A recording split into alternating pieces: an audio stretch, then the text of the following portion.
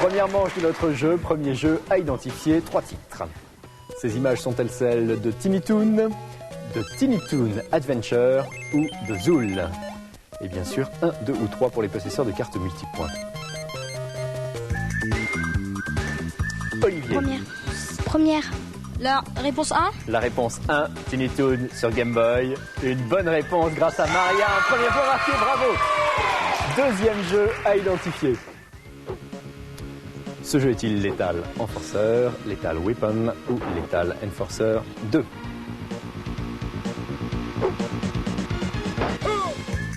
Julien. La 2. La 2. Lethal Weapon. Une bonne réponse. Un premier point marqué par l'équipe de Julien. Égalité entre les deux équipes. Qui va être le premier à reconnaître ce jeu? S'agit-il de Nigel Mansell's World Championship, de Vroom ou de Super Monaco Grand Prix? Julien. La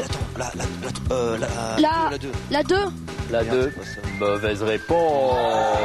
Ça n'est pas la 2. La 1 ou la 3? La 3. Mauvaise réponse. Il s'agissait bien sûr de Nigel Mansell's World Championship sur Amiga 1200. Et du coup, les deux équipes terminent la première manche à égalité. On les retrouve tout à l'heure après l'actualité et après la présentation d'un jeu extraordinaire qui tourne sur PC et on dirait un jeu qui tourne sur une des nouvelles consoles japonaises. Vous verrez ça tout à l'heure.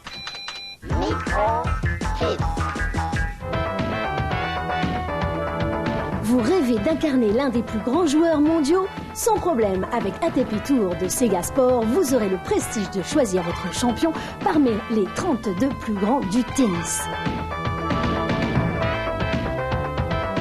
À moins que vous ne désiriez le créer de toutes pièces et le rendre immortel grâce à la pile de sauvegarde inclue dans la cartouche. La jouabilité rappelle Final Match Tennis sur NEC. Avec un peu d'entraînement, vous envoyez la balle de l'extrême gauche vers le flanc droit du terrain. Attention quand même à ne pas lui envoyer dans les vilaines choses. Le mode replay est intéressant pour éclaircir d'éventuels litiges entre les joueurs. Mais rien ne sert de hurler, l'arbitre est impartial. Si les voix digites font parfois penser au bruit d'un mixeur à patates, les bruitages des balles, eux, sont de très bonne qualité. Prenez des options par milliers, ajoutez-y un peu d'humour et mélangez le tout avec un réalisme impressionnant. Vous obtenez le meilleur jeu de tennis sur Mega Drive, notre note 18 sur 20.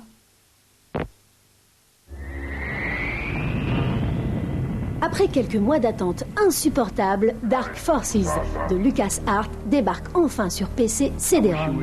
Incarnez l'agent spécial Kill Katan tout au long des missions périlleuses et passionnantes. Le monde en 3D mappé, qui sert de cadre à l'action, rappelle le célèbre Doom.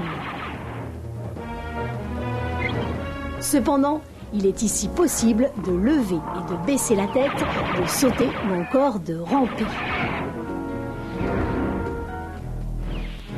Sans compter les innombrables outils que vous pouvez utiliser. Masque à gaz, crampons pour la glace, lumière frontale sont quelques exemples.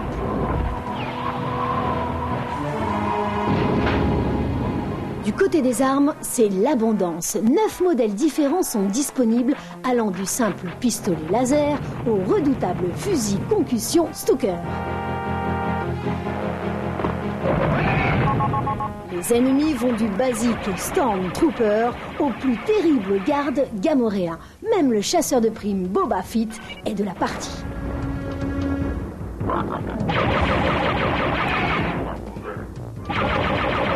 Les missions sont très variées et contrairement à Doom, la présence d'un véritable scénario qui avance avec chaque scène cinématique et briefing renforce l'ambiance du jeu.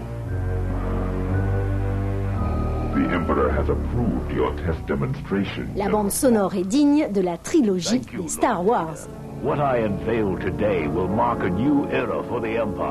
La qualité des graphismes et de l'animation est impressionnante.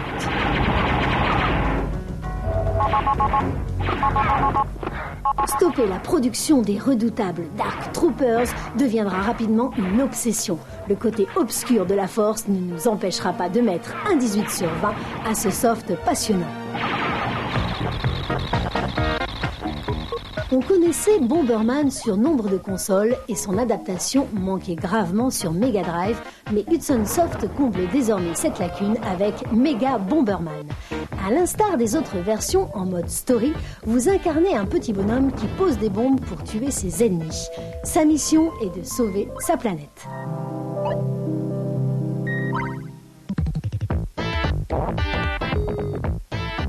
Posez des bombettes contre les briques pour récolter des pouvoirs spéciaux.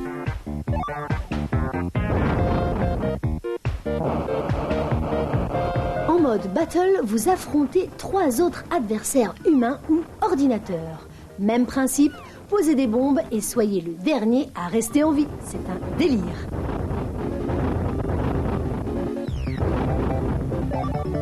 Détail amusant, découvrez des œufs qui renferment des kangourous au pouvoir particulier.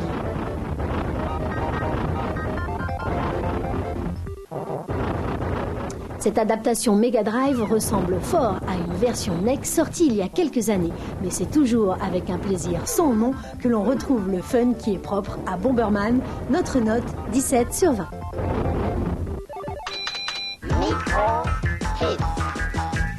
Atreides Concept est une petite société bordelaise.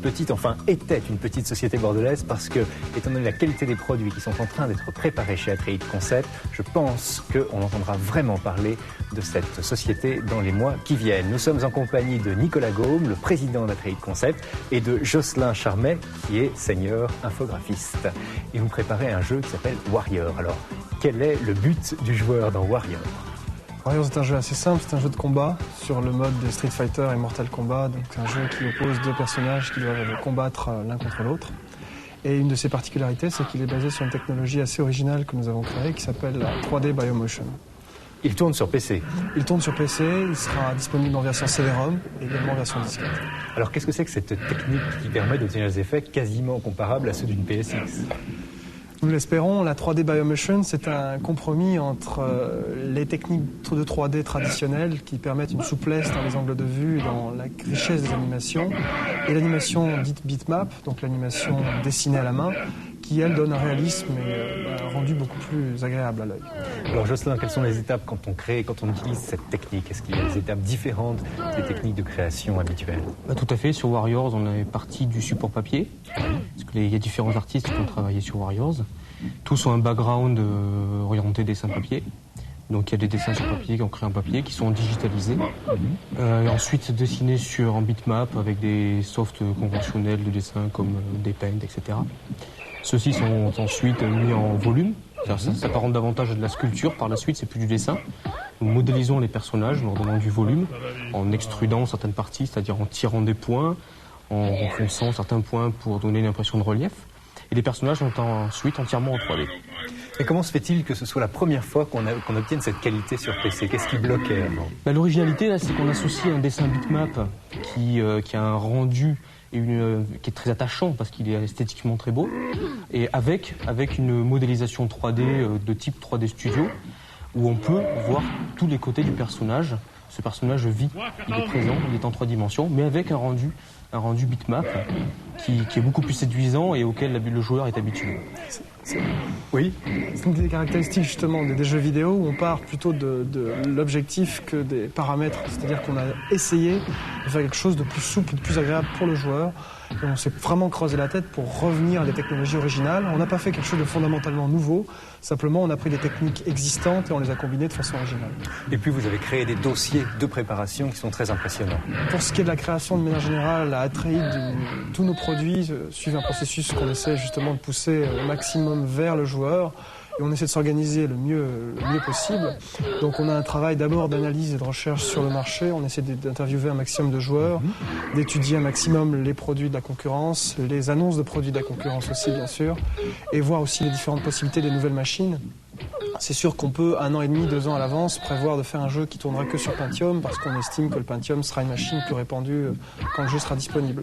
Donc c'est un travail de préparation et où on est sans cesse à l'écoute du joueur. Et toute l'organisation d'Atreides est justement tournée vers le joueur. Pour revenir à Warriors, combien de personnages ? 11 personnages au total et pas mal de surprises et pas mal de personnages cachés. Et quel genre de surprise ? Oh, des personnages un petit peu divers. On a un nain de jardin, mais je vais parler des vrais personnages plutôt que du nain de jardin. On a Captain Warriors, qui est absolument phénoménal. Et autrement, les personnages, si vous voulez, pour replacer le contexte du jeu, ce sont les meilleurs guerriers de tous les temps qui ont été sélectionnés par le maître, qui est un baroudeur, un méchant qui veut justement élire parmi les meilleurs combattants le meilleur combattant qui pourra le mettre au défi. Et puis il y a ces possibilités de mouvement de caméra qui tournent autour des combattants qui sont très spectaculaires. Et ça c'est tout à fait le propre de la technologie 3D. Et c'est vrai qu'on a avec la 3D Biomotion à la fois la souplesse d'une animation dite bitmap, donc qui permet d'avoir des personnages en 2D animés dans des décors très fouillés, très riches, très bien dessinés, mais aussi d'avoir la possibilité d'avoir des angles multidirectionnels et d'avoir plus un environnement à la Virtua Fighter avec des mouvements de caméra. Alors là c'est un jeu de combat, je crois qu'il y a d'autres projets très impressionnants en cours de développement. Absolument, mais Jocelyn travaille d'ores et déjà sur un nouveau projet qui utilisera la technologie 3D Biomotion et qui sera également un jeu d'action et un nouveau jeu plus orienté aventure cette fois-ci, prévu pour 97, donc c'est un travail, comme je disais, de longue haleine, qui sera plus orienté aventure et qui utilisera une nouvelle technologie 3D BM. Et qui est placé sous la responsabilité de Guillaume Le Pennec, l'ancien rédacteur en chef adjoint. Voilà, Guillaume effectivement dirige toute la création d'Atreides, donc également le projet sur lequel a travaillé Jocelyn.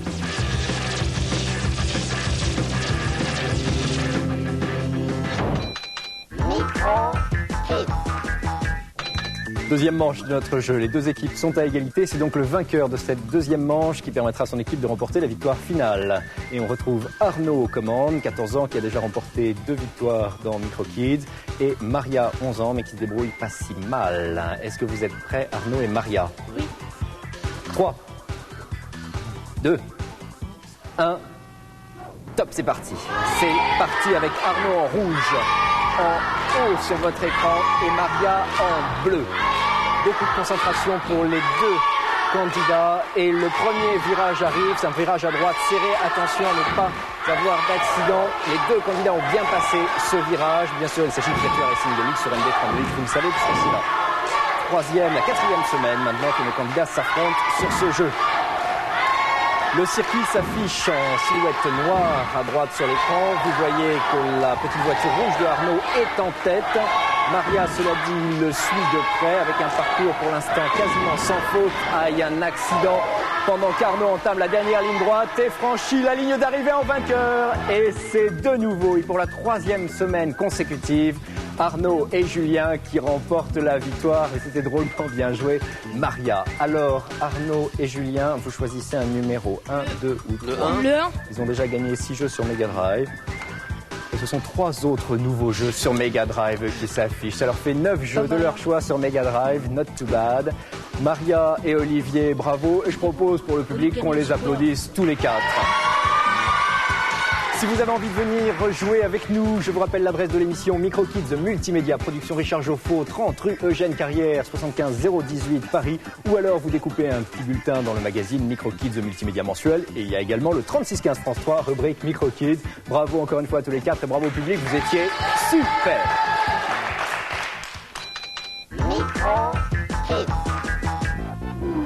Sur MD32X. En premier, Virtua Racing de Sega, puis Star Wars de Sega et enfin Doom de Sega. Sur Jaguar, Alien vs Predator d'Atari est premier, Iron Soldier d'Atari est deuxième et Doom d'Atari troisième. Sur Saturn, Virtua Fighter de Sega prend la place d'honneur, Clockwork de Sega prend la deuxième place et c'est Gale Racer de Sega qui ferme la marche. Sur CDI, après de longs mois d'absence, un cas de Cocktail Vision est de retour à la première place. The Seventh Guest de Philips descend à la deuxième place. Escape from Cyber City de Philips ne bouge pas de la troisième place.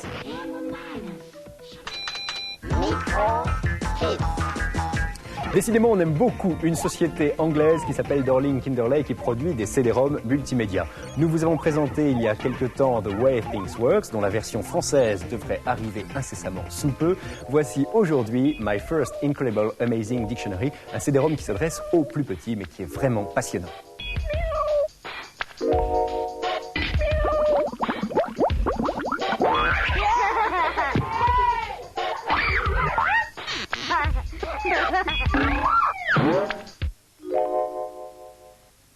scientist?